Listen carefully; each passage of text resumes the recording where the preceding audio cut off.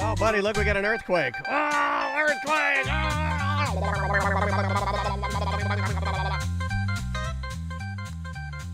Hello, earthquake. I'd like to experience an earthquake. I have, but it wasn't like a real experience. I was adjacent, so I can't say I really experienced it. I was in a country where an earthquake happened. Okay. Did you feel it? Yeah, but it was a what was that? All right. So I wouldn't say I was in. No, That still counts. You count. It was Dominican Republic. You count. I don't think you can. I think it's got to be. I think things in your house have to fall off a shelf. I'm being serious.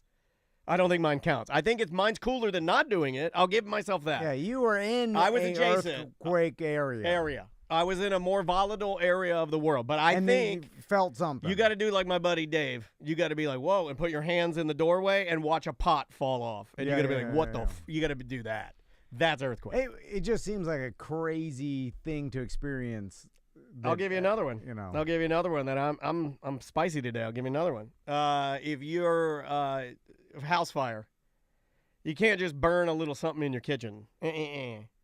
Something's got. You got to burn a wall down. You got to burn something. Something got to burn. It's got to be backtracked. Yeah, it's got to be it's there. Oh man, we got to have contractors come in and fix it. It can't be just like, oh, I caught a snowman decorative towel on fire, and then I whipped it out, and there left a burn mark on the tile. That's not a house fire. Yeah. And don't try to lie to me. Everybody now tries to lie to us to be heroes, and none of you are heroes.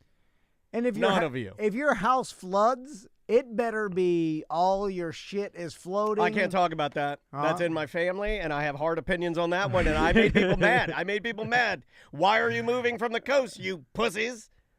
I made some people mad. People won't talk to me in the family because I draw very hard lines on catastrophes. I draw very hard lines on catastrophes. That you don't. That may make is my wife in there? She may be very mad at me. I've never cleaned up a flood, but I imagine it is the worst. Yeah, I feel like in order for you to leave the dwelling, I can't do that every other year. I can't clean up my goddamn house from flooding. In order to leave the dwelling, you would have to be standing in your house, water over knees, and photos floating in water. If not, you have to stay. I'm sorry. Those are my rules. They're my rules, and I'm allowed to have those. Well, I'm just saying you can't say your house floods if there's some water comes in the front door. Yeah, you don't even do that. Yeah. You don't even do that. You say, oh, the back patio gets some standing water, but you never say, oh, catastrophe, the house flooded. No. That's what I'm talking about. The overreaction is where we need to stop the overreactions. You got to be wading through your living room with shit floating around. Yes. I think there has to be something sad, too, like a baby photo or something irreplaceable.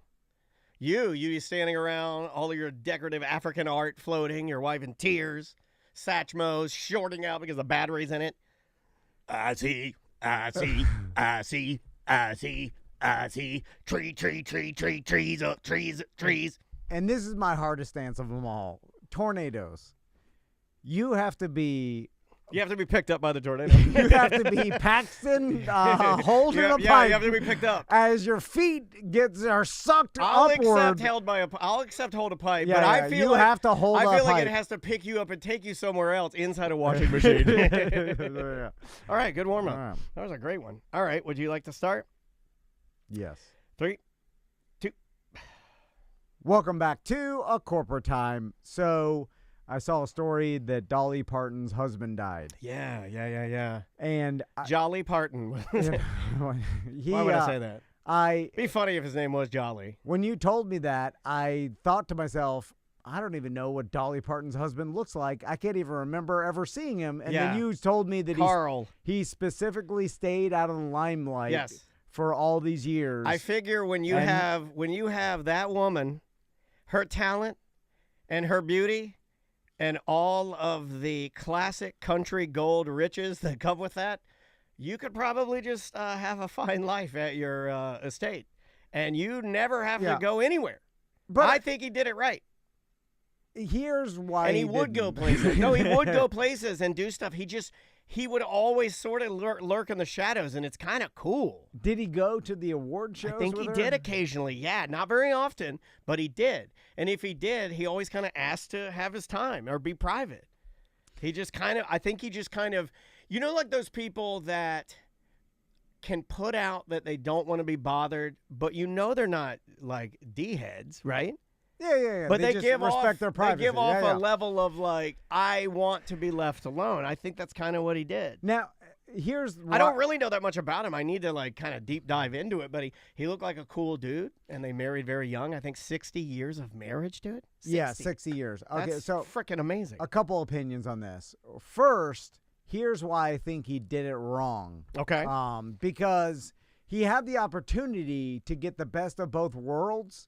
And I feel like he could have, in the fact that he could have remained private enough to have a normal life because he wanted his privacy, but he could have also experienced, and he may have, and I may be totally wrong, but I see where you're going. Like, You're saying unless he did not do this. The celebrity of Dolly Parton, like the bigger events or the, I guess, the things that come along with being Dolly Parton's husband. Yeah. Like going to like private boxes at your favorite baseball team's games. I think did he did do it. this? Okay, I don't think he did, but can I offer something in its place? All right. Okay. Yes. So because this is what I think he did. I don't think he would go. Now, I may be totally wrong. Like, please understand that Tom and I know nothing of Carl. Yeah. And we think very highly of him, but these are our ideas. Look, we're just gonna go off on a little some tangents here. All we know is that he remained very private his entire life, being Dolly Parton's husband, and they were married 60 years, and still she talked about him like she loved him so much, which is beautiful, and he seemed to love her just as much. And I did read an article that she talked about like they never had kids, and she was like that. I think this is the reason why I was able to succeed so much, because I just had the free time, and I guess a certain level of sacrifice he gave her, right? Yeah, and then he was, I think, a private and like not so, I don't know how to say, performer. I didn't believe, but needy of a husband, so she could just like he's a confident dude. Yeah, she can go do her work. You have a little of that, and then come back. If you married Dolly Parton, Dolly would succeed. If I married Dolly Parton, Dolly would fail. Do you understand? She'd be constantly back. Like, where God. are you, Dolly? Dolly, help! She was like, I have to go back. My husband needs me. Dolly! Yeah, I'd be yelling for her all the time. Okay, this is what I think he did. Yeah. I think you're right. Like, you think, oh, man, he did it wrong. What if he, through a series of connections, could have the baseball team just drop by their compound? What if he didn't need to go to the private box? What if, like, I want to meet Wade Boggs? Okay. Here he comes. Dolly, I love your music. I'm Wade Boggs. Hi, Carl. Let's go and go play catch in the back 40. Dude's got a mansion. Yeah, I think he may have done it like private, more sort of on the down low ways. I'm sure he dipped his toe into a little bit of the fun, right? Well, the fact that we know nothing about him probably means that he didn't want anything to do with any of that. Not his personality. Yeah. But what I'm saying is, like, on paper, I feel like you should have taken advantage of being Dolly Parton's husband, and he probably didn't, just because that's the type of dude he was. Which also makes him incredibly more admirable and sexy to other women, because he loved her for truly who she was and not for anything that she brought to the table other than her personality and who she was, right? Yeah. That's pretty rad. But yeah, that's the end of it, right? That marriage is dead now. With that, we are done. That was the last one. So this may be controversial, but ooh, I love controversial. I imagine I think we both said that wrong, too, which makes it even more. I thought you were making fun of me. No, I think that makes it even more controversial. I feel like now. You know how hard it is to actually say that wrong, and now I can't say it right.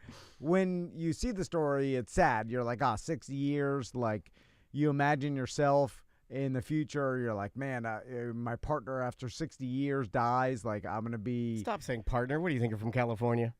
You think you're some sort of fancy person? Well, after 60 years, it is your life partner. I don't even know how to that's her describe husband, it. Carl. Yeah, no, I know, but it's just like this human that you've lived with for so long, you become like kind of one person or whatever. Anyway, the man that's seen the most famous boobs in America is so private. I'm going to just relate this to myself. I will venture to guess that in 60 years, if we make it that long, me and Crystal, which is very unlikely. Yeah.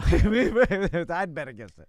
But if we did, and I die after 60 years, there will be a tinge, not a huge amount, but a tinge of relief. Oh yeah, I'm from sure. Crystal, because I, at that point, have driven her insane. Well, we all know my behavior. And we all see this, and it's sad to say, look, this is Honesty Day on the show, apparently, because we all see this, but no one will ever comment on it. But we all know of the couple currently right now where the dad is just a real POS or just a grumpy, like a bastard, right? And then he dies, and then the mom goes on to do like great things afterwards, but we never congratulate her on getting her life back. Is that what you're saying? A little bit of that? Well, a little bit of getting her life back? You don't have to be a POS or anything. I'm just saying after 60 years, as an old man, you become annoying. Your little quirks. I am little, and I your am annoying. Opinions. Yeah. I feel like you're speaking directly into my soul. I imagine by that time I'll be bitching to Crystal every day about our AI president, and then I was like,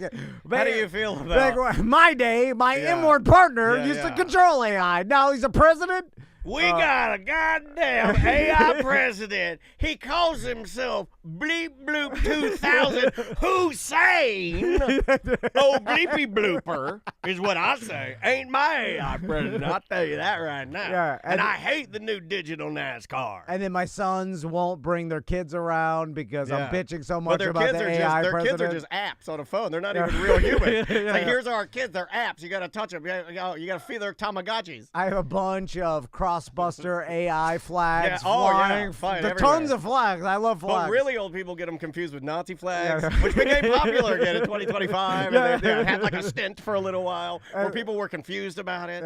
And then so Crystal, and then when I finally die, I'm not sure she's going to be heartbroken. I would be relieved at this point. After hearing this tale, I'd be relieved. She's just going to be like, oh, thank God, I can take down the flags. I don't have to hear that, I could bring friends over again. Finally, I can, relationship with my sons. Like, I'm an American, and you know what? I think what Bleep Bloop 2000 is doing has been pretty good. I like it. I like his platform. Don't get me wrong. She thinks a little bit like me. You know what I'm saying? Like, we have private conversations about how we both hate AI president. Oh, you guys will 100%. You'll be there with your AR, and she'll have her shaky pistol. But she won't be. Once I die, she'll like start inviting people over again, and she'll be like, TC had his beliefs or whatever. But I'm just glad that it didn't mar or stain our relationships. He was very set in his ways. Yeah. And then, she'll eventually. But she doesn't know that that behind the scenes, I took the essence of you in your brain and I made an AI Tom. Okay, the haunter. So you won't die. You won't die. Yeah. And I let it loose. What do? I sneak into your house, and you've still procrastinated, and you haven't fixed your aluminum wiring. Okay, so I infiltrate your wiring using a flash drive of your AI essence. It gets inside the house, Oh. crazier than ever. Hijinks ensues. It lives in the aluminum. Yeah, you live inside there, and you become the house. Yeah. To haunt your, and then becomes like a weird effed up Encanto, where you're like a really bad house. And you're the things when she goes to bed, you're a bad person. X-ray vision, the whole nine. Watching her in the shower. Let's do a couple voicemails. All righty. This one made me laugh. I guess we deserve a little bit of this on Live Call Thursday. We did have our friend Alex call in, and he did play-by-play on baseball. Here we go.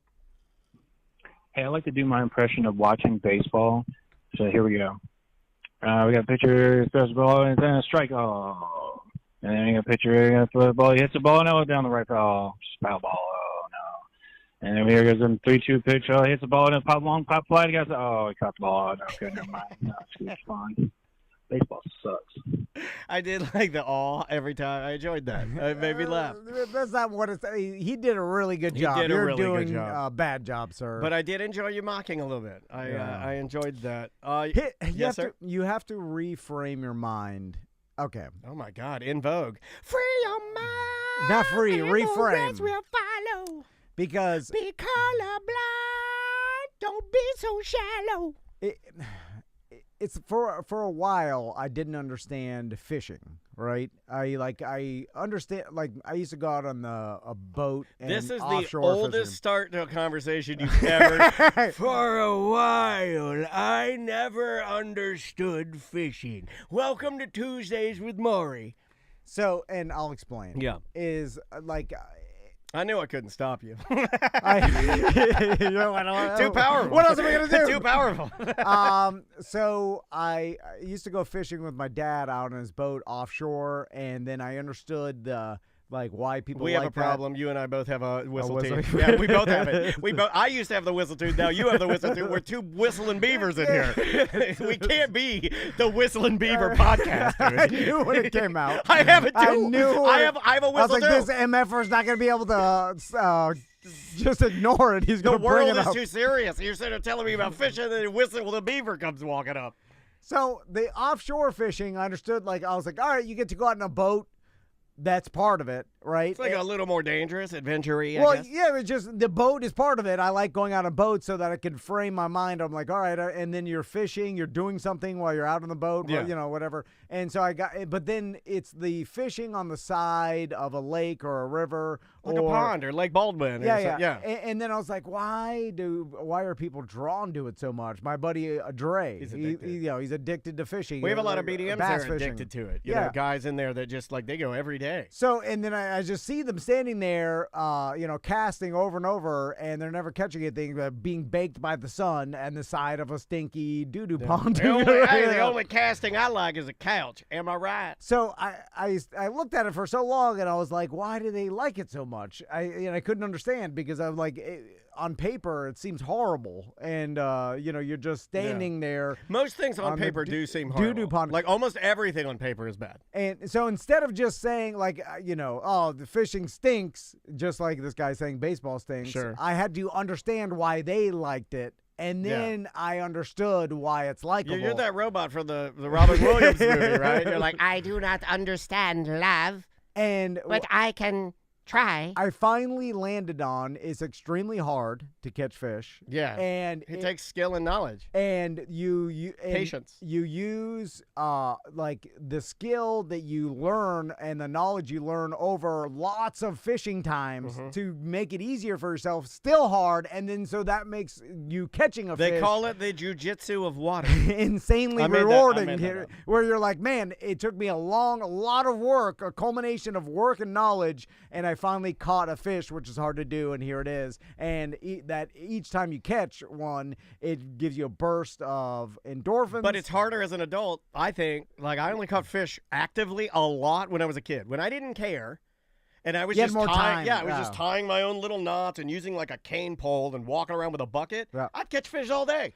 And so back to baseball. So I too we used to say baseball is boring, it stinks, I don't like it. But then when Daniel started liking it, I was like, why does Daniel like it? I like the pacing of it. And then I understood and the strategy. It's slower paced, but that appeals to his anxiety level. Level, not liking. Or just I don't want to keep using that maybe it's not even just baseline anxiety. It's just how I'm wired. It's just the what I like, the vibe I like, the frequency that I enjoy. Yeah, and I like the strategy of baseball. It's a little more chess-like. Like, we don't have any catchers in Atlanta right now. What are we going to do for the rest of the season? That's wild. And that's where the enjoyment of baseball comes, is starting to learn the tiny idiosyncrasies of, like, what the pitcher's doing. What's funny is the lineup is. You'd be an excellent...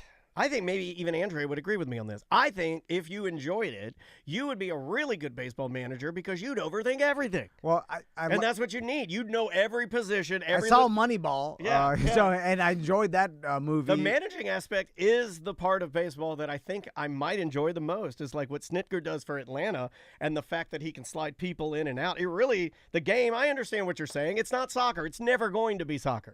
So a lot of people are looking at it too surface level, like I used to, where they're like, oh, this game, it's too slow, whatever. But then you're like, oh, you realize why other people appreciate it. Then you start to appreciate why, it more. Like, oh, I do appreciate the pace of it. I appreciate the strategy, how hard it is to hit a ball. Right, yeah. Like the talent it takes. It's a rare human. Oh, what the lineup is. So you start getting deep into the game, and you're like, oh, okay, I appreciate that part of it. And so then you can't say one thing sucks.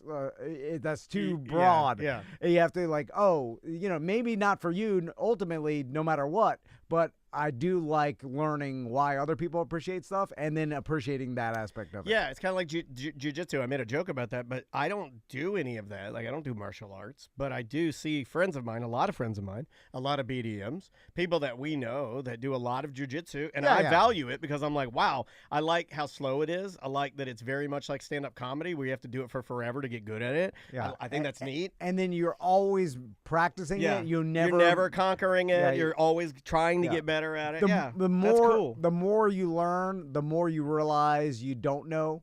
You get a lot of compliments in the chat room. Don't want to pump your ego, but a lot of people are seeing Tom's growth. No, yeah. Well, I think that you are. That's true. Like, it is a weird thing to say on the show, but yeah. I'm faking it. Yeah, when we get off the air, he's gonna be like, what do you think of that? I'm joking. Pulled the wool over their eyes. No, you just, I do like looking at things that way because, of course, like, it's another thing that people do. I like looking at any decision the person makes, and if it's not the decision that I personally would make, then I decide to hate that person for eternity. Well, not true, but I think a lot of people do that, right? A lot of people get real mad about stuff. Right, well, let's talk about this growth because... Ooh, put your shirt back on. I took my pants off. Oh, my God, man. Good Lord. Oh, it does go all the way down. Good Lord, that thing is long. What is that? That's not your penis. There's another thing that I do, and then I see a lot of people do. Just like you guys are trying to bring back parachute pants, and it's just not going to work. Just like sports or saying something sucks, generally is oftentimes I'll look at something or someone and label them an idiot, and that is wrong too. I do that a lot. That's wrong because you're like, this person's an idiot, and that's a very broad brush to stroke. To someone, and it's a simple way for me to not think about it and just be like, oh, I've shut it off. I have discounted everything they do. And then it's like, that's wrong, because if I really am truthful to myself and look at the person I labeled an idiot real quick and just dismissed, I'm like, this person's not that much of an idiot. Let's look at... I'm not that bad. Let's break it down. Okay, why do I think this way? He obviously can't be an idiot to do whatever he is. Does he like me? Whatever they've accomplished or done, there's got to be something here, and then it's like you start breaking it down more, and then you have to be honest with yourself of why you think. Is that just emotional? Yeah, the whole chat room doesn't believe that this is actually you. I'm getting a lot of holy ass. Who's that sitting across from you today, Dan? No. Yeah, see, look at this guy. He's flipping you 2 steps ahead. He's 2 steps ahead of you. Just when you think you got him nailed down. I'm just like you, Tom. No, you're not. Yeah. Social chameleon, Tom Van. Everybody thinks like this. If you really are honest, but that's the thing. Like, we're never honest on this show. It's too hard to look at everything and be honest about everything, because they just like, you can't, if you're just like, well, I don't like this, and then you start really deep diving it. Yeah. Do you really? No. We have gotten lax with our complaints, right? A complaint used to be something you actually needed to get out, right? Yeah. Now I think we just kind of do it at a repetition. That was I don't do a lot of these, the New Year's resolutions. But that was mine for 2025, and I didn't talk about it on the show. But I've been doing a good job, especially with Andrea and Maisie. I just don't complain. Get my dinner wrong, don't complain. They forgot my hamburger, that's fine. I really have been doing it, and it is better. It's just a better way to not waste energy. Do I still get mad inside? Absolutely. And it's really hard to do it because I'm not wired that way.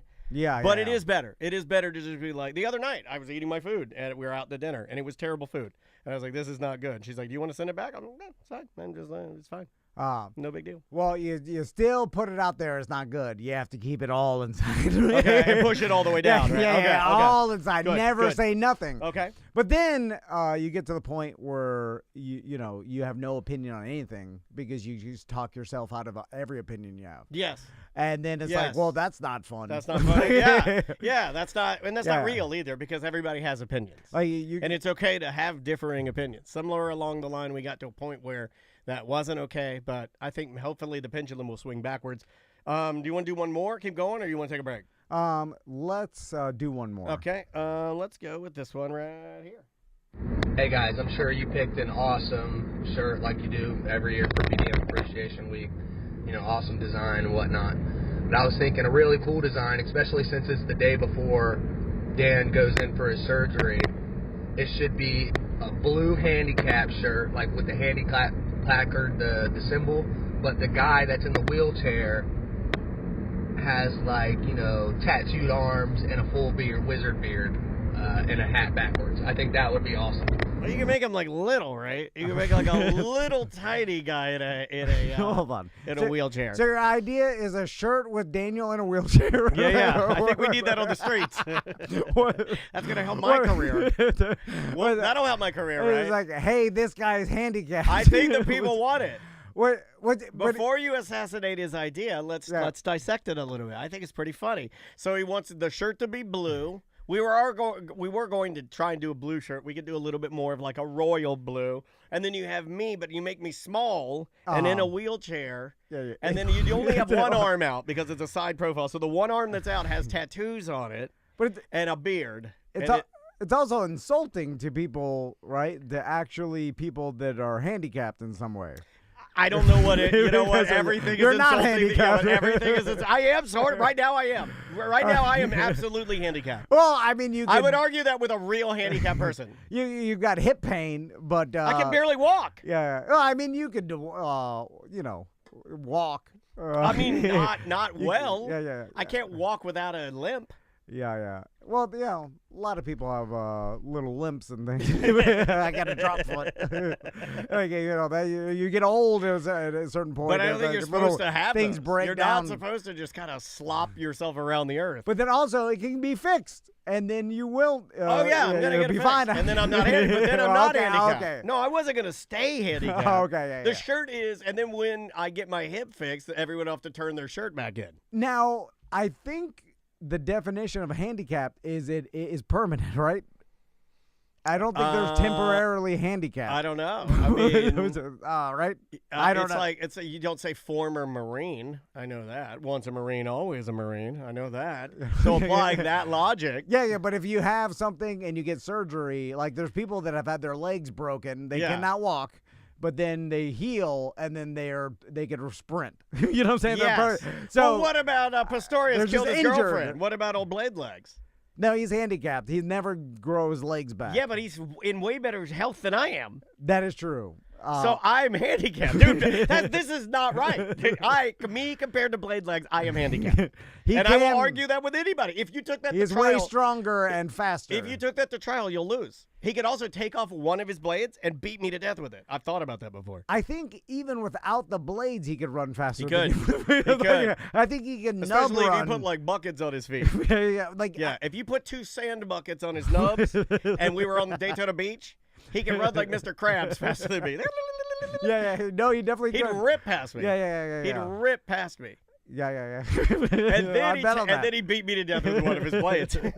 So I've always thought about that. You can't make the argument that How he's more weird capable than you are. How weird is that of a thing to think about? Like, I've always thought about that guy. Whenever we think about, is his name Pistorius? Pistorius? Pistorius, yeah. Whenever we come up with... Is he out of jail already? I don't know, but whenever we talk about him, I always think about him like at a Buffalo Wild Wings just sitting there eating a sandwich. And somebody's like, hey, you're that guy that did the bad, and then he gets in a fight, takes off one of his blades, and just starts beating people to death with it. I don't know. I have no idea. I'm just sharing with you, man. I'm just sharing with you. All right, let's take a break, and then we'll see you tomorrow. Yep. Cool. All right. I just figured we'd... Yep. Perfect. And then we have our lady calling. And where does that go Tuesday? That's Tuesday 4. So it's tonight, March 4th. That was funny.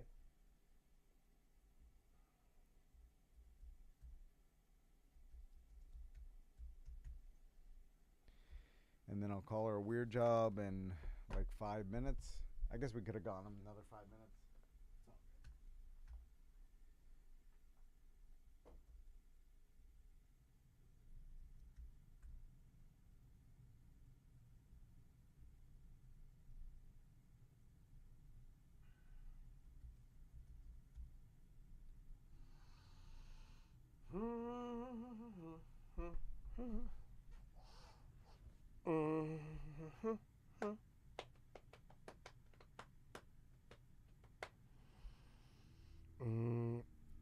You can tell, Ghost, I wrote that song when I first got my prognosis. In fact, and do you want to know what I did with it? I said my hips are not there instead of hips are repaired. I think I like hips are repaired better.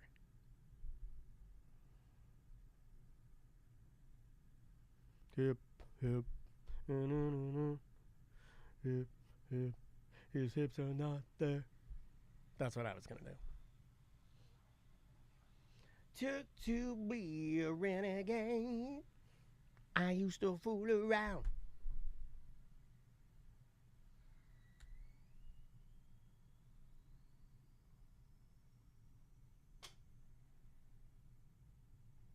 People say I'm crazy. I don't even care.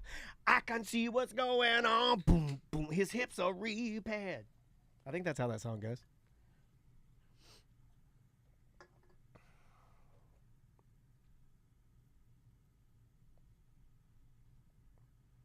I did not know they did that, Ghost. That's pretty funny.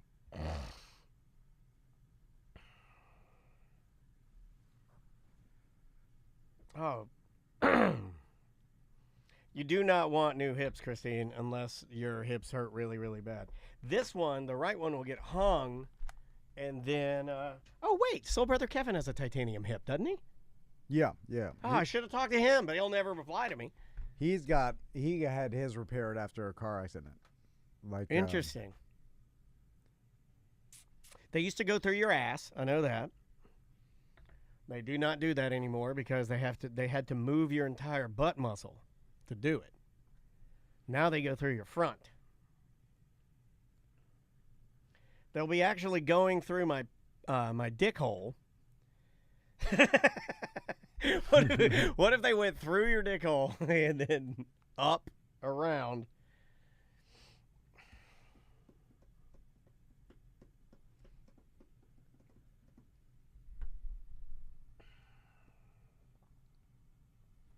Do I have that song? Yes.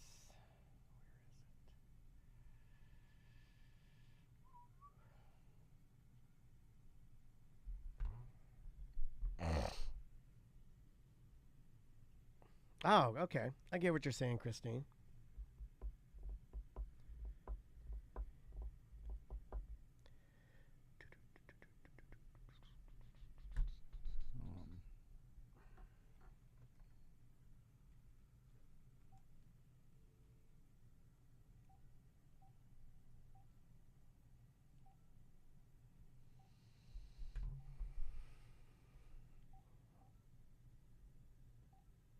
Yeah, Jenny V. That is exactly. We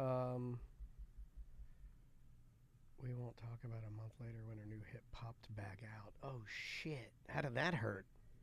You can tell me about that, because I'm sure shit like that happens because you're getting in there and fucking with shit. But yeah, I'm not. I don't know. I'm a little bit scared about it, if that makes sense. A little bit, little concerned. Not terribly, but you know. And I'm trying not to drink or do anything bad right now. I'm trying to be like really healthy, really hydrated and eating good and doing my stretches and shit.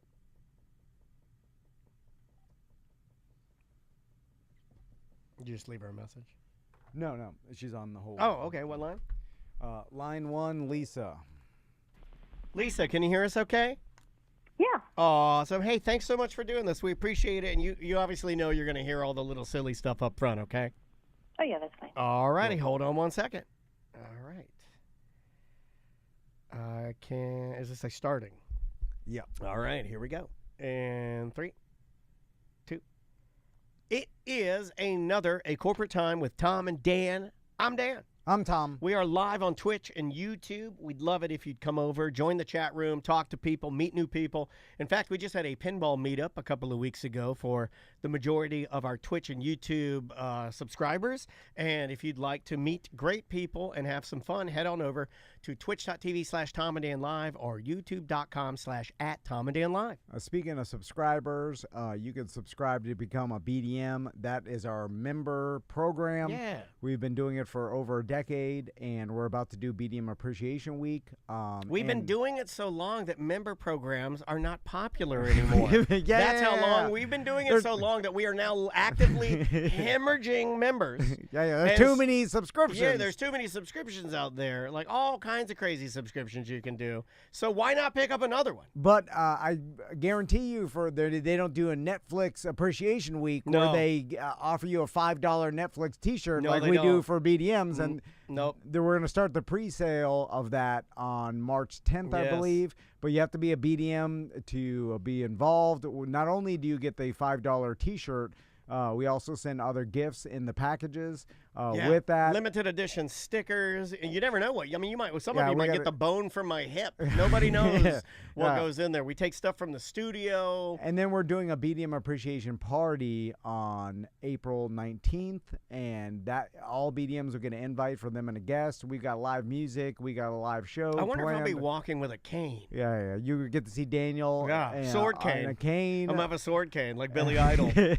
And but you because have everyone knows our show's Billy Idol. You have to be a current BDM subscriber to get the invite, and that you can find all the information at TomandDan.com. Just click under subscribers or BDMs, you'll see it. Yep. And then you can get on the BDM Facebook page. All of the stuff. Yeah, it's a good spot, and we'd love to meet you, hang out with you, and get to thank you. I love being able to thank the listeners that have been listening to us for a very long time. When we struck out and went independent before anybody else was doing it, I love telling people, hey, thanks for believing in what we do. We appreciate it. Yeah, it's because of the BDMs that we can even do this job for a living. 100%. Let's do some weird jobs. All right, so writing a weird job song about, I guess, what the person does.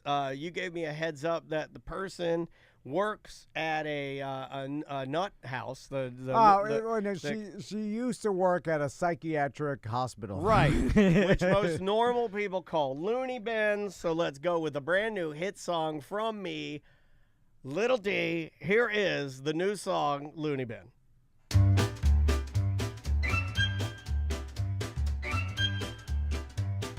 Working at the loony bin, the people here aren't human. Working at the loony bin, they always throw their poo, man. We keep them here so you don't see what's happening with humanity. Working at the loony bin, please take your pills. Working at the loony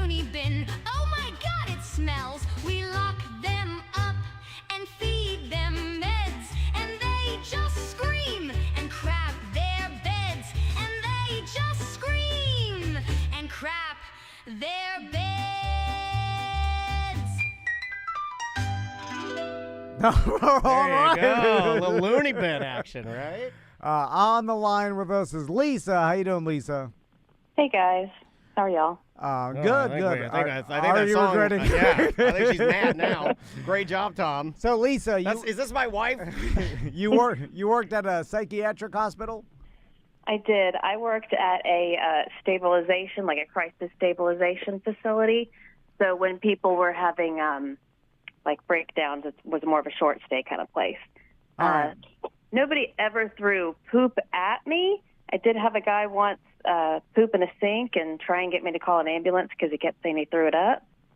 All right. I think that's worse, actually. I would say that having poop thrown at you is more simple than the sadistic crime of pooping in the sink and then trying to convince you that he puked it out. Yeah, That's wild. exactly. That's Like, wild. that's clearly formed poop. You win. did not throw that. You win. That is a fantastic story right off the bat. I would have just gone on the floor. It just said, Yeah. why take the That's what Mike effort Busey does. to get on the sink? Mike Anyway. Busey does right on the floor. So, Lisa, what kind did you have to have any certification to get this job? Please say no for comedy. I'm a nurse. Okay. Oh, okay, it's a nurse. Yeah, you're a real deal then. So, now the people that get checked in or taken to this facility, where did most of them come from? So the place where I worked was similar to like a Baker Act receiving facility. So they could be, taken in off the street, or their doctor could call in and request them to be committed to have like that 3-day. We need to Review change by the a doctor. name of Baker Acted because it always makes me think that they're going to Cookie Land, and they're not. They're being forcibly detained because doo-doo sink. Yeah, I feel like we need to change the whole thing because the first thing, and this just shows you how stupid I am, when anybody goes, he was Baker Acted, I think of a chef's hat. Because I'm stupid. Yeah. Call it, you've been doo-doo synced. It's more accurate. I would know what you mean. So, now, in your time there, was there anybody ever that was, like, taken in that you thought didn't deserve to be taken in? Or was like hiding out. Both. There were a lot of people that would get brought in who really didn't need to be there. I do want to say, I'm not trying to make fun of these people, but some of the stuff that happened was funny. Well, you don't make fun of these people. Yeah, you leave that to me. Yeah. I know where I'm going after this life. yeah. In fact, after March 11th, I may be meeting my maker, so I got it covered. Yeah. Don't worry. I think you'll do good with that surgery, but and it has come so far in the last 15 years, so you'll be surprised. I But, was low-key fishing for some help. Thank you for that. This lady knows. I love this lady. Yeah, you just. So I can tell you, as far as nursing and tuition goes, one guy who really didn't deserve to be there was, we had a kid who got brought in by the cops. They were probably trying to do him a favor because he was drunk and he decided to fight them. And I guess they must have dropped him on his head, and instead of taking him to jail, they took him to the hospital. So one of my jobs was to check the people and make sure they were medically okay to go back to the unit or get them checked out. And he was a young kid. I don't think he was drinking age. And he was like, yeah, I'm fine, but I'm having trouble hearing out of this ear. I think I might have an ear infection. And I got that kind of funny feeling of I should probably get this guy checked out. Didn't really have a good reason to, but just something felt wrong. Was he mentioning his dad being Michael Jordan by chance? And did he have ketamine in his pocket? No. But I ended up sending him to the hospital, and his brain was bleeding, and they had to fly him to the closest facility to have emergency surgery. Wow. Oh, wow. So if I hadn't sent him, to get checked out, he probably would have, gone to bed and died. Yeah, 100%. That is, that happens, I feel like, so many times. The cops dropping them on their head? Oh, yeah. Well, no, with medical professionals, we always are quick to not only point out, but to talk about stories about how people miss stuff and the person died. And that leads all of society to think oh, no one's doing their job right. And then we never talk about all the times they caught something, they were extra attentive. And then just Lisa could have just been go to bed or whatever. and because she's like, hey, something may be up and save this kid's life. You know what I'm saying? Yeah. Like, that happens all the time, and then no one talks about it because, of course, it doesn't become a story. But, anyway, so My Lisa. HPV was misdiagnosed, and I had to just wait till it went dormant within my body. So Lisa. I like to throw medical knowledge at the nurse and get a little medical chuckle. So was there anybody else that ever gets brought to like the facility because of Baker Act? Because I feel like the term Baker Act gets thrown around pretty loosely, and like someone has a Parents family. throw it around too. They're like, "Oh, Baker Act." You. Yeah, like- everybody wants to Baker Act someone, and I'm like, I think it's harder yeah. than It's like people when people think. say, "I'll sue you." Yeah, and then, but is it harder than we think? There has to be some kind of proof that somebody wants to hurt themselves or others. These days, it's easier, I think, because people send a lot of texts to each other, like threatening. But it has been a while since I have worked there. It's been probably about 15 years. So we didn't have as much of that back then. But most of the people needed to be evaluated. It was probably 75% really needed it. That other 25 probably could have got outpatient help, but, stuff happens. Along the line of the listening to patients, I did have a patient who kept coming out. I worked the night shift, so, of course, that's kind of the wildest stuff happens. Kept coming out and telling us there was a snake in their room, and we kept being like, go to bed, you're fine. We went in there and checked. We saw nothing. And about the fourth time, we just thought that they were hallucinating. We went in, and there was a snake in the room. So you do have to listen to people because, Oh my God.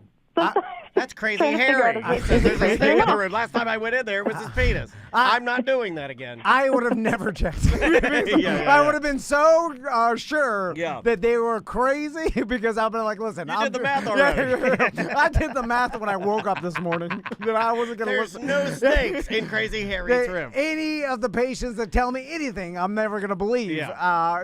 And then, so the fact that you kept checking is amazing. Lisa, I've always thought, and it's always been a bit of a, if you follow the show, it's always been a bit of a dream of mine to fade into the shadows and be able to hide away from Tom and this stupid show and my dumb family and everything.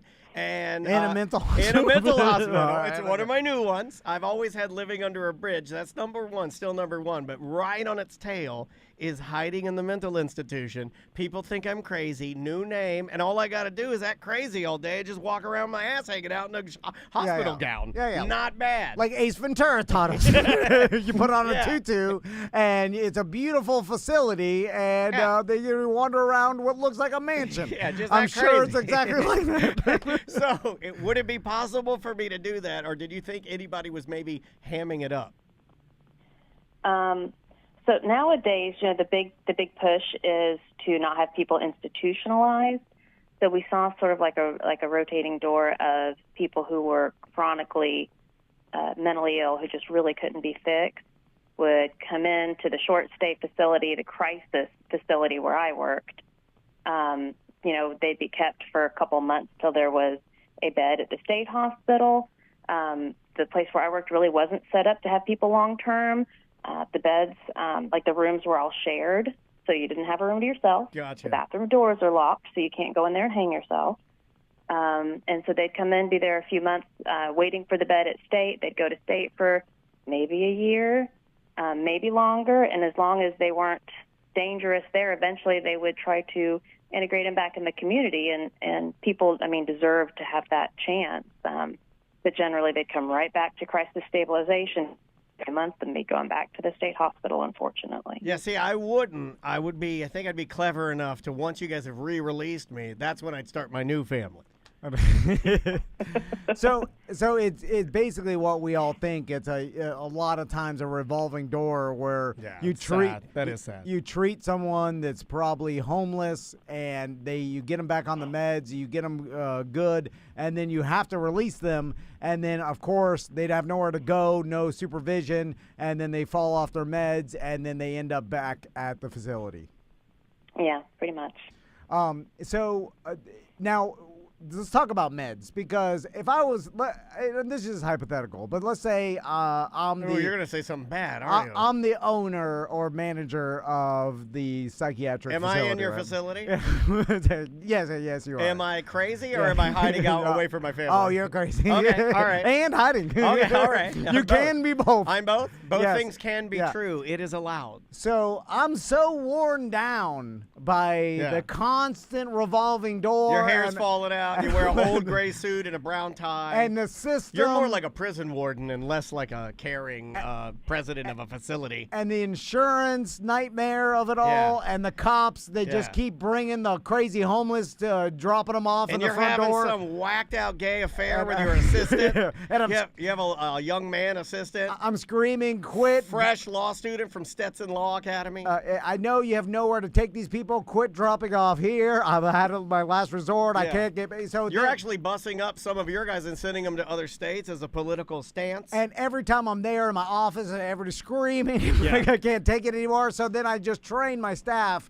I'm like, just give them whatever medication shuts them up. Yeah. Because I need them down. Increase the dosage. I need them all lethargic, walking around Yeah. here like zombies. Just like the sharks at SeaWorld. yeah. Give them all Xanax. Yeah. Give them all the downers and all the barbiturates. Just like a zoo animal. Yeah. Just like Steve Irwin's snakes. Put them in the freezer. Yeah. Keep them down. Anyway, so what do you think about that strategy? I guess I imagine that's all of places. Sorry, we went. I'm just saying what I think What do you everybody think does. Is Tom a good director I'm of using- the facility? I'm using myself as an example of what I imagine everybody does. So go ahead. Yeah, I mean, the person in charge is usually not there on the front lines, but you got to remember, all medication requires a doctor's order. So we didn't just have free reign to drug people up, and they consider that a form of restraint now. So back when I did it, we could do we're a so lot weak of. now.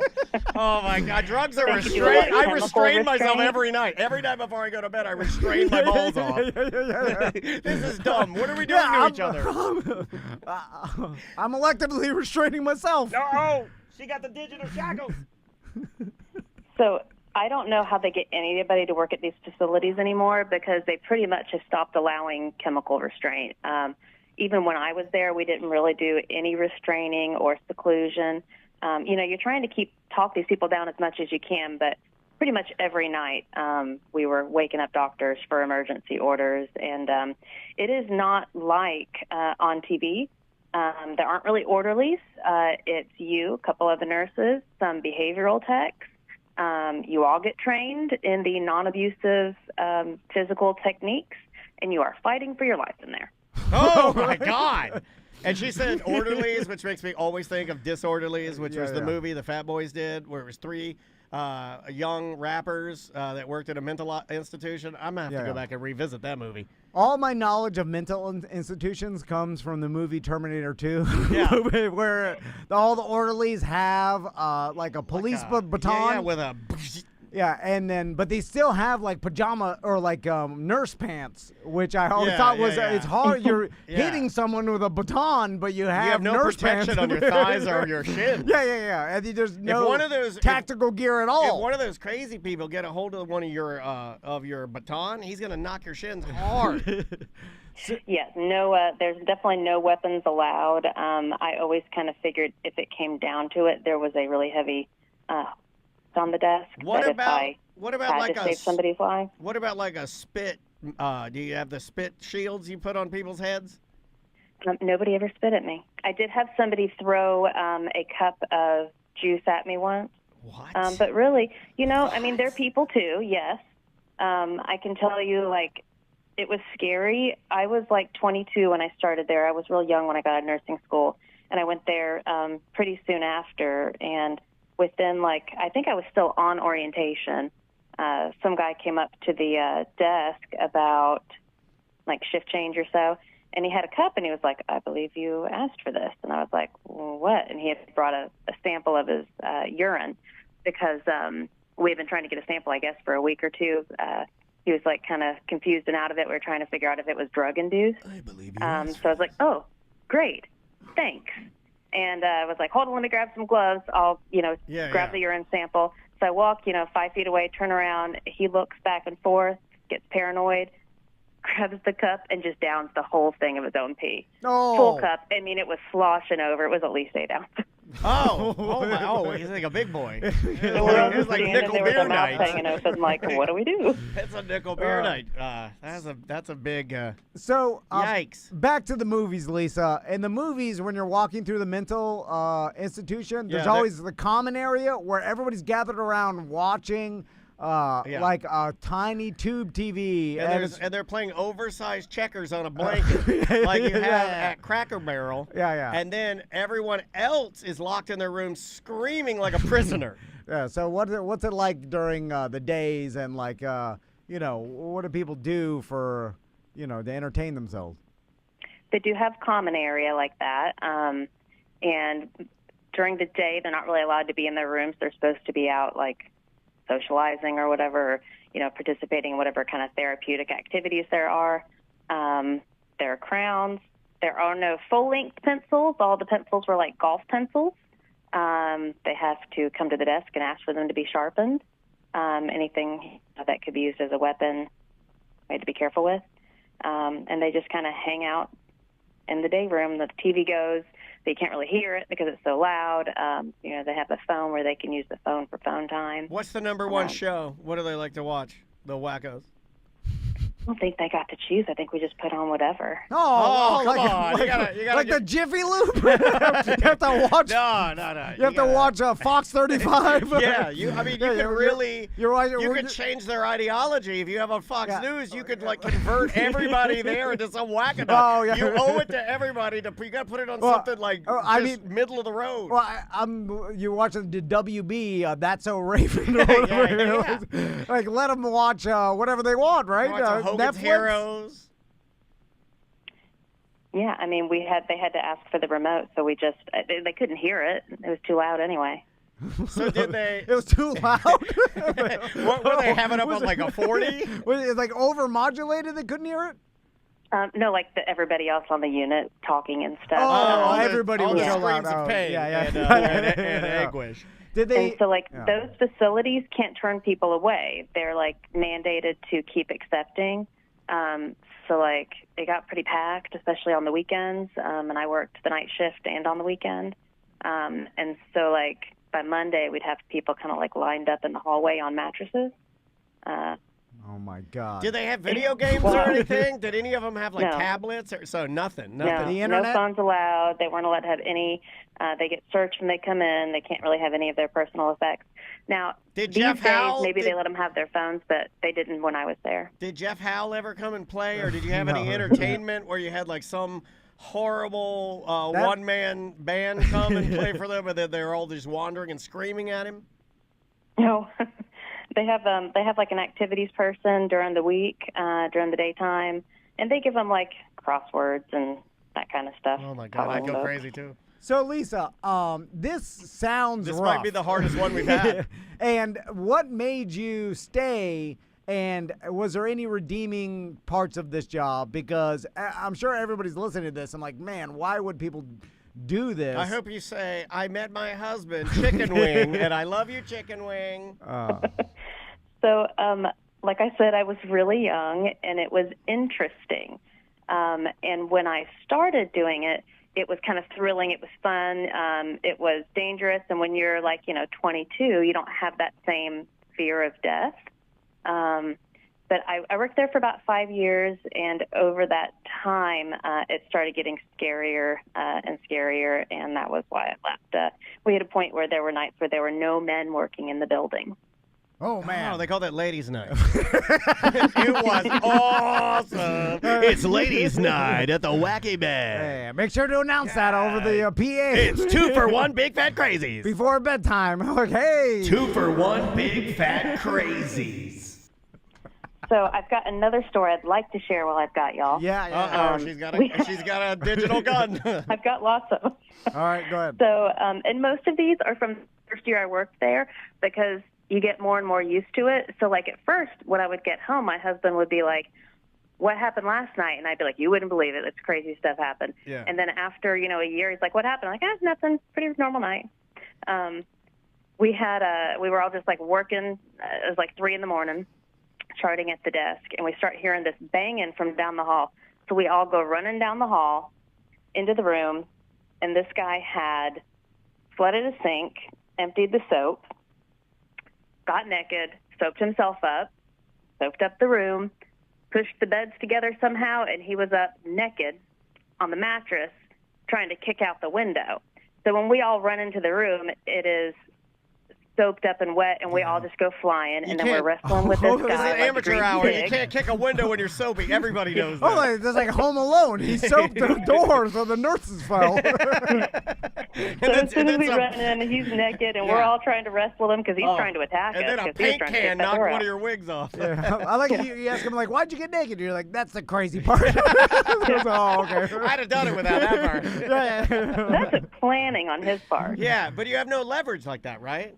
I mean, like it's Yeah, like I mean, we were all just like sliding around on the floor. yeah, it's like trying to do doggy style on a Nubru bed. Come You on. can't do it. Was he fighting you guys? Yes. Okay. Oh. So you had to restrain him. Was and- he? We Yeah. were trying to grab hold of him, and he was naked and soaped up, and the floor was also soaped up Hold and on. wet, and the sink is overflowing everywhere. Where are you from? You say naked. Oh, gosh. Where are you from? No. She didn't want Originally Tennessee. Okay, I love Oh, it. Yeah, yeah. You sound like We knew it was around that area. Yeah, I like it. I like your accent. It's cute. Before you leave, Lisa, any other stories? And I want to find out how much you made for this job. Yeah, you're great. I mean, I've got so many from over the years there, but I don't know.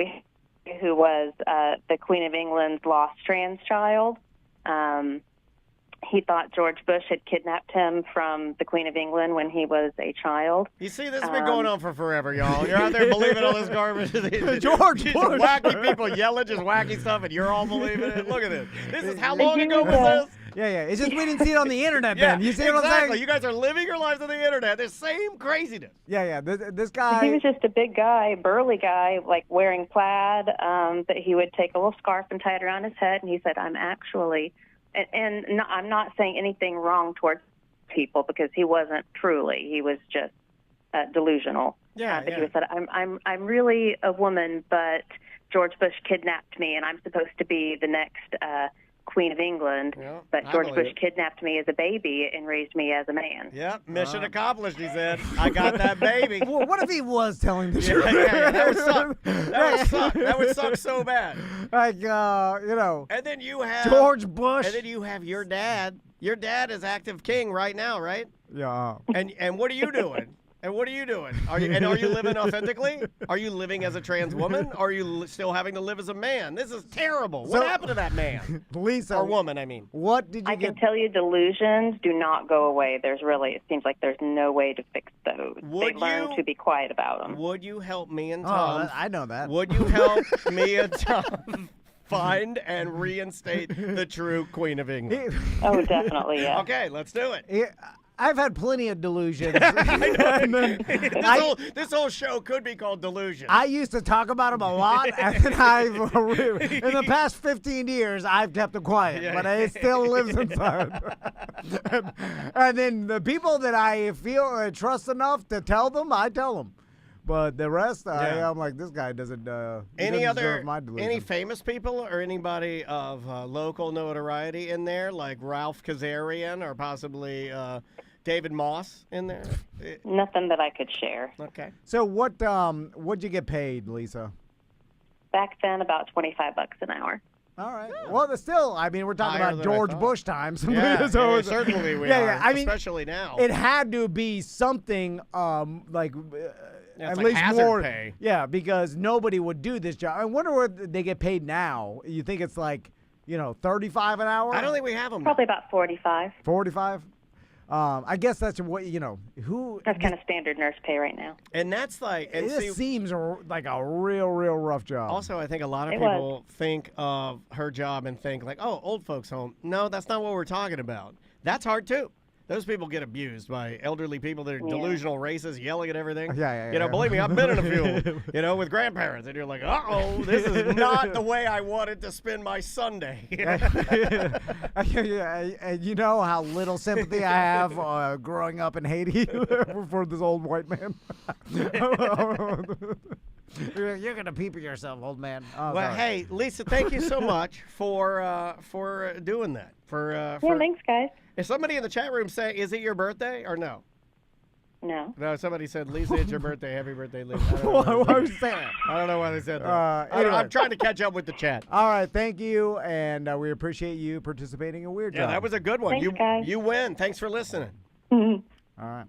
So It's a hard one, dude. that is rough. They're really hard. Also, like we often forget, like day to day, that these people are first like.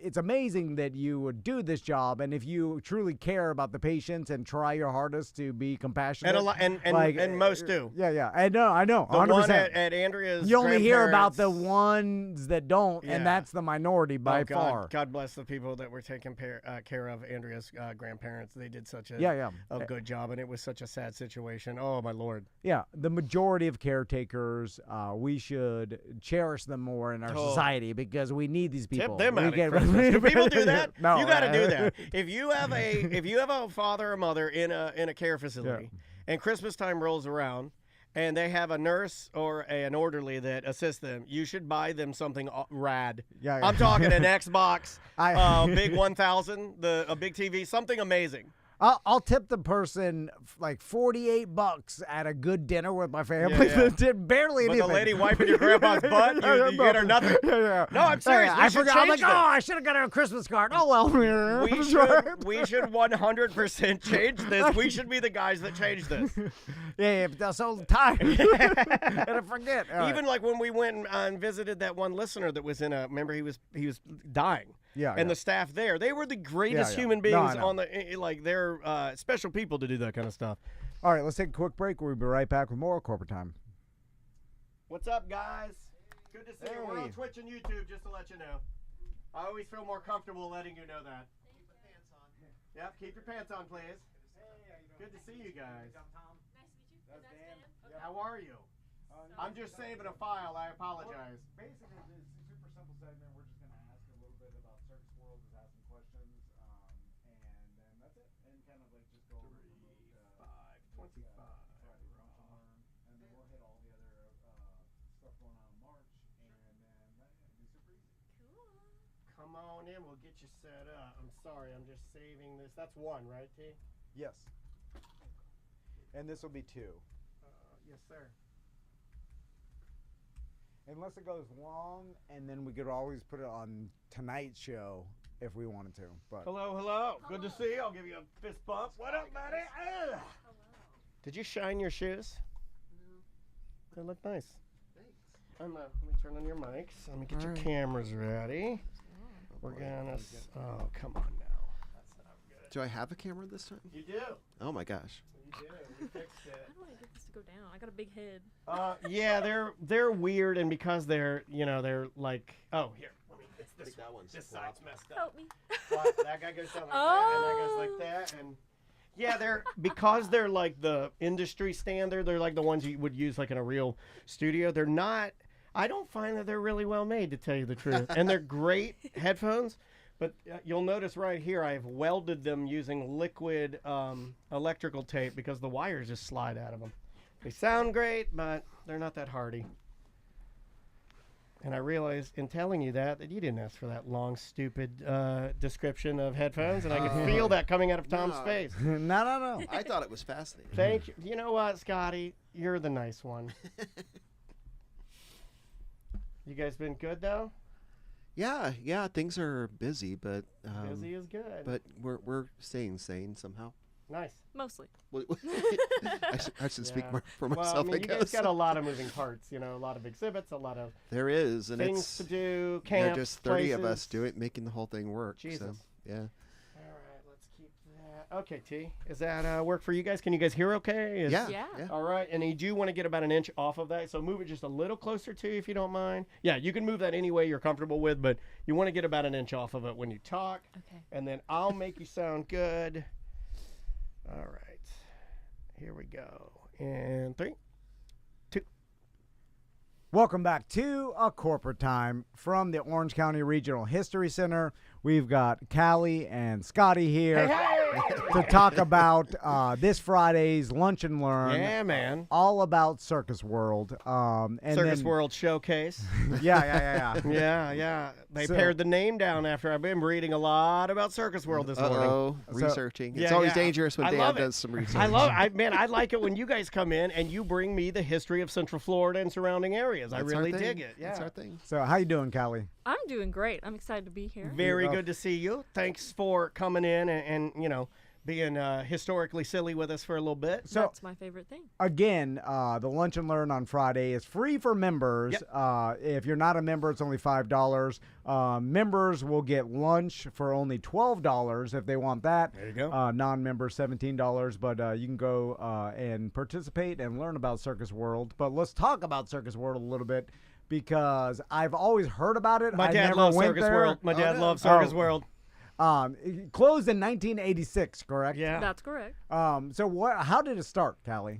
Yeah. So the Ringling Circus. Are you familiar with the Yeah. Barnum and Bailey and Ringling Brothers I mean, Circus? some would say that he's the closest that Orlando radio ever came to having a clown. Yeah, I played circus music for Yeah. damn near, I mean, how long? 15 10, years? 15 years, yeah. Behind a bit every single day. Yeah, 100%. It was horrible, Callie. Yeah, it was- It was when you were still yeah, in you were middle school, probably- maybe. yeah. So You were old man probably- radio. Maybe not born. No. How dare you? Yeah, get him. I know, we're pretty Yeah, oh my young God. for my I'm gonna age, put her I back think. up so everybody can celebrate her. There she is. That's your hero right there. She's getting him. I'm so Oh, sorry. you just got historically slapped, bitch. So back to Circus World. So Okay, how yeah. did it start? Right. So the Ringling Brothers and Barnum and Bailey Circus at this point had been sold to Feld Entertainment. Okay. And so they had this idea. Mr. Feld came to the folks who were in the tour of the circus and said, we want to make a new home for the circus. We want to, people aren't really coming to the circus. There's no place for them to come in each town anymore. You can't ride the train in and set up. Yeah. So they wanted to kind of create a central place that they could do their show and also move the clown college. That did not end up happening. So this was kind of their central location because the circus coming to town was kind of dying. Yeah, And they after wanted World War something. II, it was incredibly, the decline of it was weird. I'm sure there's many, many reasons for that. And indoor stuff was becoming a lot more popular and freestanding buildings and urban sprawl and all this kind of stuff I was reading about. And people were branching out into other things that they wanted to do inside. So a permanent, off-season area for the circus sounded like a pretty cool or a pretty good, a decent investment, because there was still, I would almost look at circus as almost like radio. It was a dying thing, but it wasn't dead. And there was still a lot of it and a lot of performers. And because of Disney and theme parks, they were like, Bingo. perfect area for a permanent circus. Yes, but that was kind of their detriment in the end, I think, was being so close to Disney, but also somehow not being close enough because they were in Haines City. It was just slightly too far away from Disney, and that's kind of what got it in the end. it's kind of like Lake Mary for me, right? It's there's a lot of great stuff in Lake Mary, but it's just a little too far for me to want to go out there, you know? Haines City got the short end of the stick on naming wise Yeah. because it's just like Plant City. It is. But when you say Haines City, you're I like might even Haines like like it the better. underwear. Like the underwear, I might yeah. even like it better. I might be more of a Haines City guy. Plant City, I'm not a Plant City guy. Yeah, but you think you're like, I want to go to Plant City. Haines Underwear I know. City. I don't Yeah. I don't Yeah. know. And it turns out you're right with both. Yeah, and don't even get me started on Yeehaw Junction. yeah. It's not a cowboy town like you think. What the hell is happening around here? It's just South St. Cloud. You know, one of the things that I read about Circus World that I thought was super interesting. Now, tell me what you guys think about this. Okay. Circus World is in its, they're because we haven't gotten there yet, and I'm sure you will. Mattel, the the actual toy company, they the Felds sold to Mattel, correct? And at that time, you had like Mattel was like, "Yo, we're gonna pump money into this kind of thing and make it big." And Disney at the time got sort of scared because they didn't know all the schematics looked grandiose and crazy, right? We never got there, but like it was pushing Disney. You see what I'm saying? Like, yeah. They were there's an worried argument. about competition. There's an argument at play here. Very, very simple. I'll boil down the argument, but it's very detailed. But they say that no Circus World, no Pirates of the Caribbean, because Circus World was the dollar amount at the time. I want to say it was like 14 million or something, which was very big at the time. That was such a scary dollar amount that it forced Walt Disney to go, we have to pump money into having really great rides. And the first one that they pumped was that Pirates of the Caribbean. That's what I read today. And I was like, what? No Circus World. You wouldn't have had that competitive push. Yeah. I mean, that's how we got to the moon. Yeah, seriously. That exact example I was thinking. I was like, that is very, very interesting. Yeah. So now what? Put that in your lunch and you learn. Yeah, I didn't have that I love in my these. notes. I think this is the coolest thing you guys do. The fact that you can just go and eat lunch and then have somebody tell you a story about the area you live in that you don't know. So what kind of rides were they? Was it just literally like every day they just put on a circus show? So there was a lot, and it grew and grew and grew, and maybe it grew too big where they couldn't quite afford it anymore. But they did have a big top that had a circus show in it. They did parades like Disney does now, with clowns and things. The coolest things, though, were when you got to be a part of the circus yourself. So kids could learn how to walk a tightrope. I don't know what the insurance issue thing was there. That sounds like it would be expensive to let kids walk a tightrope. Well, it was the late 70s, early 80s. Yeah. Maybe there weren't any requirements. I will There tell were you, no safety requirements. In the 90s, I did it in the Caribbean. You can do anything in the Caribbean. Kelly, I remember I walked a tightrope in the Caribbean. when helmets became a thing. Like, I was already not a kid. I was you an poor, adult. poor baby. How old are you? I was an adult. Like when I was a kid, no one wore helmets. That was absurd. Like no one wore a bike helmet or any helmet. My mom couldn't vote. No, I'm kidding. I'm joking. Anyway. That's not true. So, and they also had like a roller coaster, right? They had a Bunch. couple of roller They had a coasters. bunch of roller They had a bunch of really nice roller coasters, actually. The ones that went on, and these roller coasters are so sort of heralded that they got. moved to other places. Yeah, I think there's one currently running right now in Mexico. I wouldn't ride it, but because it was from like 1974. I think they put it in, and it's been refurbished, and it went to most of them bounced between here and Europe, but then this one did end up, and it's running right now in Mexico, and it's like I want to say that the ride is 60-some years. It's a 60-some-year-old roller coaster, metal roller coaster, which sounds crazy to me. So now. The Circus World, like we said, it closed down in 1986. But that to me seems like still pretty early. You know, I'm thinking it's 86. Like the circus was still, I think, popular until the early 90s. But I guess it had gotten to a point where they couldn't operate anymore. Yeah, so part of it, like I said, was it was just a little bit too far from Disney, even though they thought it was close enough. Another thing was, I spoke with some of the people who used to work there. I have a. This sounds really weird to say, but I have some connections in the circus community. One, because I'm a clown, and two, because I used to work at the Ringling Museum in Sarasota. Oh no way! Yeah, so Very cool. that's where this background and interest comes from. I was like, well, I have all this circus knowledge and nothing to do with it now. Yeah. Are you a trained clown? No. Oh, all right. I just mean that I act a No, fool. she was messing around when she said that. I'm sorry. We do jokes on this show. You're a you're one of them humor dancers. Yeah, that No, was. when you Oh said that, my God, where's your nose? Inside our bathroom. Sorry. But I do have friends who were trained Ringling clowns Okay. because of living in Sarasota. But now I forgot what your question was. Oh, that's what we do. That's what we do to people. Yeah, we bring them in sidetrack here, you. we suck the knowledge out of their minds so they can't perform anymore. Oh, why? Yes, costs, things. Yes, Okay. they were too far away. One of the people said that there was, at the time, something that I can't remember exactly that was going on was making like gas prices higher. So if people were going to come, Probably Biden. That's a joke. That's just a joke. This has been like I did this. They were like, what was the sticker I saw? yeah. This in the early 80s. Or What like is that? the gas rationing and Yeah. Yeah. That That late was, 70s. that was an oil embargo deal. that's right? what it was. Yeah. Yes. Yep. So that was causing problems. And then also, it's just expensive to pay that many live performers all the time, constantly. Yeah. And they weren't getting as many visitors, so, One of the Gotcha. other things I heard of, I love it when places like plan on doing like amazing things, and then those amazing things never get off the ground.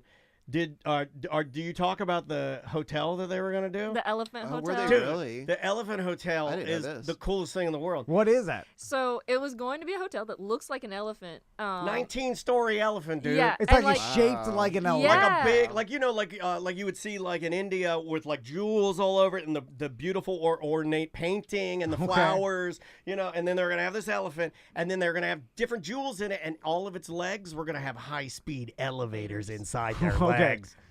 That didn't happen. No, yeah, I figured. And your accent saying that makes it so much better. Where are you from now? I'm from Georgia. Originally. yeah, I'm surrounded by Southerners today. I love it. It comes out more when I do these kinds Lord of things. of mercy, that never happened. We never That got never that. happened. We never got that Elephant Hotel out of Cleo.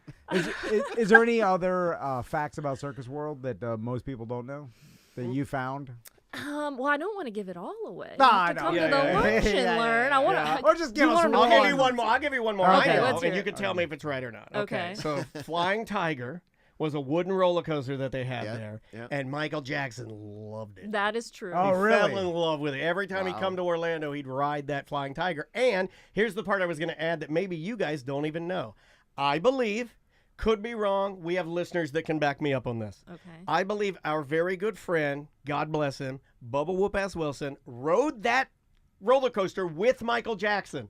I swear on my life. When they He when used to tell that story about meeting him when he came and he wanted to see Showbiz Pizza and where they recorded all of the different animatronics and stuff. I think Bubba might have been with him on that roller coaster. I'm pretty sure he did because he spent the whole day with him. And So they were did- going all around Orlando. So then it became Boardwalk and Baseball. Yes. They just changed the name of all the rides. Did Michael Jackson still like it, or he only liked the clowns? That's a great... at that Yeah, time so- he was getting some yeah. legal trouble. So he had He bigger. was worried about his birthmark at that time. Right. Yeah. Uh, But I'm pretty sure that story checks out. I'll do a little more. There might even be a photo of that. That's crazy. There are. I don't know about your friend. I but know there's one photos of- of Michael Jackson. Yeah, there's photos of Michael on the roller coaster. But I think we could go a step further. I'm gonna see if I can find that. Is the area it used to be like? Is it just developed into homes now or something, or is it? It's like a strip mall. Oh, really? There's like a wow. Target and stuff like that. Okay. There's no trace of it anymore. It's really sad. Man, actually. Boardwalk and Baseball, like I never got to do Circus World. My dad did. He said he loved Circus World. He thought it was really cool. Boardwalk and Baseball I always thought was going to be fun because I was like, dude, they're going to give you all the crazy rides, but then you're going to have these major league teams that come into town and play baseball. This will be great. Didn't happen. Yeah. You know, I mean, Again, go ahead. Just a random fact. My dad worked for whoever it was, maybe Anheuser-Busch that owned SeaWorld at the time, and they owned Boardwalk and Baseball, and he was there when they were closing it down. So he wound up with all this stuff. So like on his front porch, he has lanterns from Boardwalk and Baseball. I'm sure there are still probably 100 Boardwalk and Baseball ornaments in his garage. And those, things, speakers that you put into gardens and things like that. No, Yeah, the yeah. ones that look like rocks. Yeah, He's never used them. he has but the he has Boardwalk them. and Baseball rock speakers. Yeah, they were just like, That's going to make the tropical paradise. You need to bid on those. When I used to thumb through magazines when I used to fly, Callie, that's all they had is magazines. Yeah. I used to look at the rock speakers Yeah. in the catalogs and think to myself, when I'm an adult, I'll get a rock speaker. When I'm rich, I'll trick people. You won't know. When I'm an adult, no one will know where my sounds are coming from. You'll see. I thought it was the height of fancy. And if you I'll hide everything. My TV's going to be a picture frame. My rock is going to be a speaker. My computer, not wrong again. That's a TV. one day when I'm rich, I'll have little speakers that look like rocks that play music. And I was like, why? I never thought there'd be portable Bluetooth or Yeah. anything. Like, no, you got to put them in your I mean, garden. one of these days, you guys are going to come in here and you're going to bring in one of those speakers as a part of history, right? So let's also talk about Courthouse other Cup. stuff, yeah. That's Oh, sure. March 10th. You yeah. can still sign up, correct? Monday, March 10th, and that'll be at Rio Pinard Golf, and that's a big fundraiser for us. We still have some slots if you are a golfer and looking to get out of work on Monday. Also in March, of course, we have our third Thursday where 5 to 9 we're open late and it's free to come in. March 20th. Yeah. Yeah, March 20th. And then March 28th, we have our annual Women's History Breakfast. And this year we're honoring women who broke the glass ceiling, people who were first, like Glenda Hood, who was the first and still only woman mayor of Orlando. And Until Linda Tom Chapin. runs. So these pioneers in the political world is who we're celebrating. And That's awesome. That is also a fundraiser for our Her Story internship, where students will come in and they will concentrate specifically on women's history with the internship. Nice. So Awesome. And again, if you want to see Callie's Lunch and Learn, that's this Friday, March 7th, from noon to 1. Yeah. And that's all about Circus World. Go support these cool folks that research so well and put on these it's cool. You'll learn something, and then next time when you go to a party, you can bring that up, and you won't be so dull. You I'm know serious. about it. Yeah. I'm serious. When's the last time you were around some of your That's what friends? people come to us for their cocktail conversation. Yeah, like 100%. If you're a businessman, you should go to these and support these and steal all the stories for your stupid business outings. Callie, Scotty, thanks so much for coming by. We Thanks for having appreciate me. it. Appreciate you guys. TheHistoryCenter.org, and we will see you tomorrow. Perfect. That's awesome. Is this lunch? Yeah, and that's Wednesday too. Yep.